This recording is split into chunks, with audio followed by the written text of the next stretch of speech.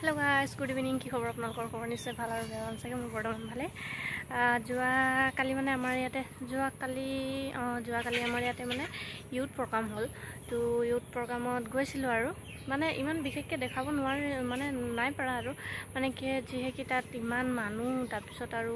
ইমান মানুহ আৰু আমাক মানে খোৱা বোৱাৰ দায়িত্ব দিছিলে তো হেতু কাৰণে ইমান ভালকে ভিডিও বনাব নোৱাৰিলো তো যিমানটো বনালো ইমানটো আপোনালোকক দেখাম আপোনালোকে কেনেকা লাগিলে ক'ব দে মানে মুখটো বাৰু ভাল লাগিলে মই কি আনিকে আগে পিছে পোৱা নাই মই তিতাবৰ বাইবেল কলেজত পাইছিলো কিন্তু মানে ইয়াতে পোৱা নাই কিন্তু ইয়াতে বহুত ভাল লাগিলে তো আপোনালোকক দেখাম আপোনালোকে জনাবচোন কেনেকা লাগিলে ঠিক আছে আৰু আপোনালোকে মোৰ ভিডিওটো চাই লাইক কৰিব কমেন্ট কৰিব আৰু লগতে ফলো কৰিব আৰু ইউটিউবত মোৰ